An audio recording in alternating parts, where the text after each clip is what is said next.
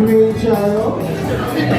I'm always good, and I would like to thank, of course, all the press medias who's present right now, and syempre lahat po ng mga supporters, kamag-anak ng ating mga kandidata. Hello sa inyo. Yan, may mga nagaling pa po dito ibang bansa na talagang pumunta pa ng Manila to support their candidates. And syempre yung ating mga past beauty title holders, which is Thea, the Mrs. North Pacific Asia 2023. Mona Lisa Selecta is here in the house. Yeah. Dito ka. Yan ang ating mga forever queens of Mrs. Universe Philippines. Good evening, Ma'am Charo. Good evening. Kamusta? What is your plans for Mrs. Universe Philippines? Do you have plans like staging the national pageant in the province, or do you want to increase the number of candidates? So what is your future plans? Actually, we're started at getting candidates from different provinces and cities. Actually, we have a plan talaga for next year na it will be from Luzon, Visayas, and Mindanao. And of course, not only for the Philippines, as you can see, we have 5, actually there are 5. So, Mrs. Hawaii will be here on the 26th. So I started also for the Mrs. Universe Philippines Global. So this is the international pageant for the Filipino women across the world. The main mission for that is to, to bring the culture or to promote the culture, even they are at the different country or doon na sila naka-base. Still, whatever, na nandun sila, they're still a Filipino. And more on, actually, we're not aiming for quantity, but more on the quality of the candidates. Thank you. Sobrang quality ang candidates mo, Yes, talaga. Gagaling. Actually, all of them are professionals. And natutuwa ako kasi talagang we belong to one family, which is the Mrs. Universe. The only Mrs. Universe Philippines. Because we are the only one. Nakapod ka niyan. Sige. Sir Norman. Charo, with all the nag-evolve na yung mga package natin dito sa bansa, yung miss na counterpart nyo, nag-evolve na, nag-iba na mga stylings niya. Pati sa male pageants, nag-evolve na rin. Now, how does Mrs. Universe Philippines plan to keep up with the ever-changing landscape of pageant in the country? Actually, the innovation is still updating, talagang pataas ang pataas, especially when it comes to social media promotions, yung lahat ng ginagawa nila for staging. Siyempre, nakikipagsabayan tayo doon. But, I can say that, the main vision and the mission of Mrs. Universe will remain the same.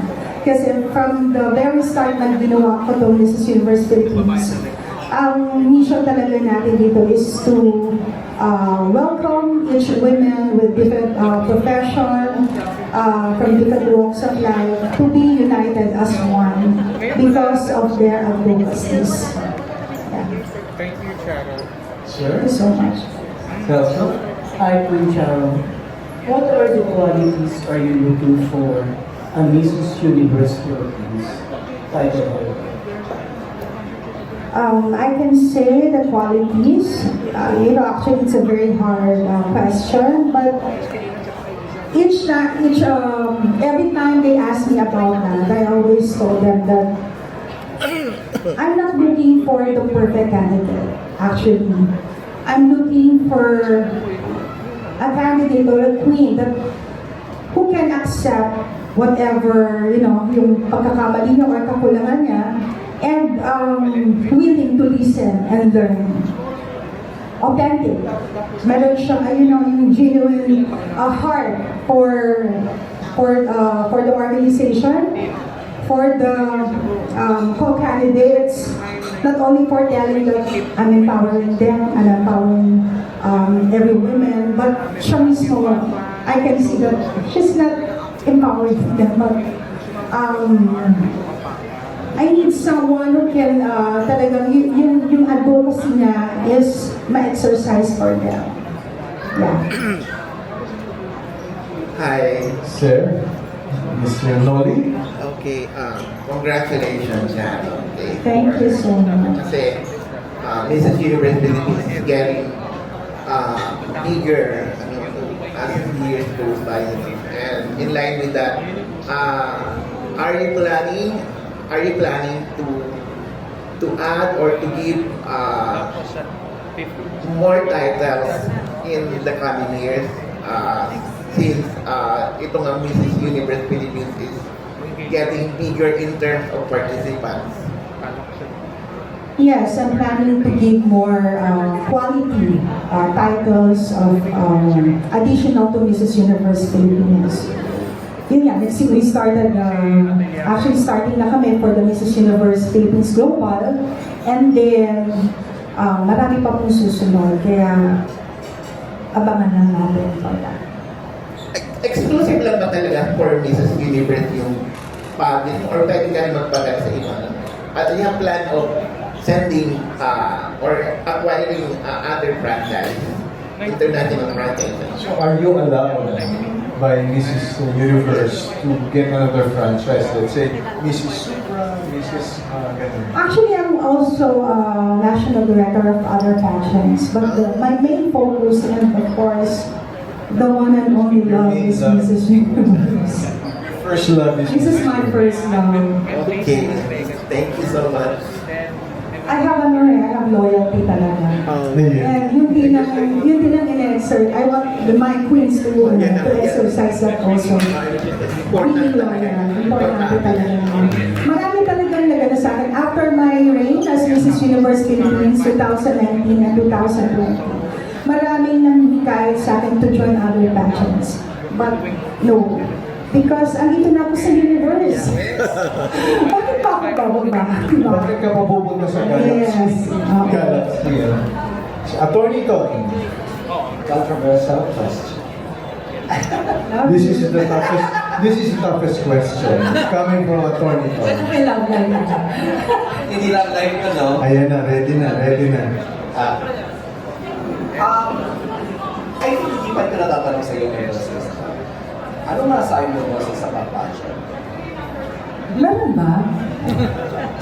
Oo. Ano ba yun? Actually, Kasi nagkakaroon ng kalituhan. Yeah. The winner from the other pageant also uses the Miss Universe without the some word. So nagkakaroon ng kalituhan. Sino ba talaga ang Miss Universe? So how long Mrs. Universe has been in the first place? yes. Can I call the other organizer, Kuya Ed? Naku, matindi yan. Sasagutin niyo ang photo. Pero may gusto kong sagutin. May isa kong sagot. Okay. Ito lang. This year is the 7th year anniversary of Mrs. Universe Philippines. Philippines. 2021, I started it. So yun ang sagot ko. And to add more juicy stuff, Ayan, mas matindi yan. Hi everyone. I really love the question of Atty. Ton. Well, actually, regarding about yung question ni Attorney, actually, I am now coordinating with my lawyers, and therefore, there will be only one Mrs. Universe pageant. And rest assured that I am gonna go after those people who are trying to tarnish our good name, especially Mrs. Universe Philippines. Thank you. okay. Juicy stuff there. So, one more question. I have another controversial question. Ayan. Yan ang mga gusto natin, controversial question. Yung mga halfies. Are you ready? Ready naman natin eh. Meron ka ba magandang balita para sa akin? May lumabas daw eh, na result. I'm pregnant. No. Are you? How I wish. Are you? Ano yun? Nasa bag. Ah, yeah, oo. Okay. Okay, game. Ako rin ba magsasalita nun? Oo. Ikaw na! Ikaw muna. No. Ikaw muna. Nasusunod si Sir. Yung matagal ko na pong pinaglalaban na talagang may gumawang hindi maganda sa akin last 2022. Ngayon po ay nabigyan na ng hatol. Kaya thank God at talagang alam po ng Panginoon Diyos na wala tayong ginawang masama sa mga tao, sa mga tayo po ay nagbibigay lang ng kasiyahan, yung itong mga kababaihan, yung mga pangarap nila na matupad. Wala pa tayong inaagrabyaan ng tao. Yes. Maraming salamat po sa Panginoon Diyos kasi talagang nag-grant and nanalo po tayo. Diretso kayo sa nanalo. Nanalo po kami sa husgado. Kasi wala naman po kasi lumaban sa amin. Kami lang po talaga yung may demanda dun sa tao. At ito po ay nabigyan na po ng hatol ng judge. Kaya thank you po. Thank you. Praise God. Meron ka pang isa? I have one last question. Sige. Okay. Hindi pa ba mag-accept ang Mrs. Universe Philippines na member ng LGBT? Like what I said kanina, we're open to all women. Siyempre yung mga belong to them is also women naman considered. So yes, why not? So, can you define, like, LGBT na nanganak na din? Yung... Basta nasa LGBT ka. Okay. So, kunyari, nanganak na siya, tapos member na siya ng LGBT. No, even the gays. Yes. Sorry, This is spokesperson for that. Kasi may mga kinakasal na eh. Yeah. I think yung mga women, wait lang. Baka maano tayo mag-quote. That's a good question, no? We would love to have the LGBT community, but however, Mrs. Universe Philippines will be Mrs. Universe Philippines, and we have Mrs. Universe Elemental Philippines. Siguro yun ang coming next.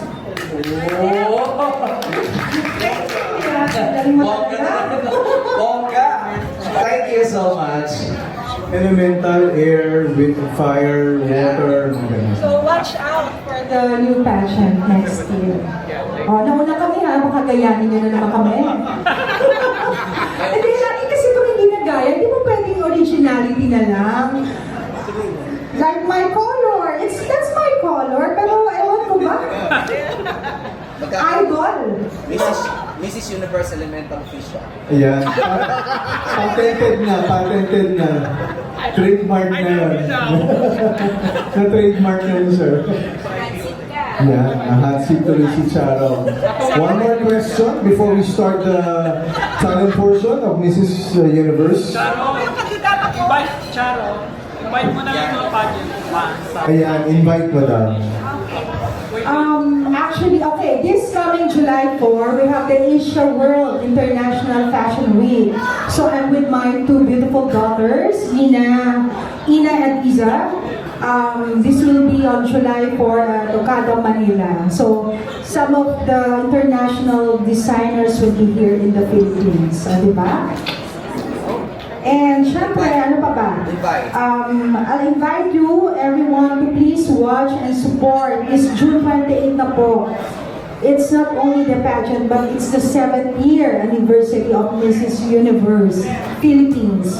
One and only Mrs. Universe Philippines. This coming June 28 at the Manila Hotel, 7 p.m. Makita-kita po tayo and ang ating mga presida na nandito, sana nandun kayo sa affair.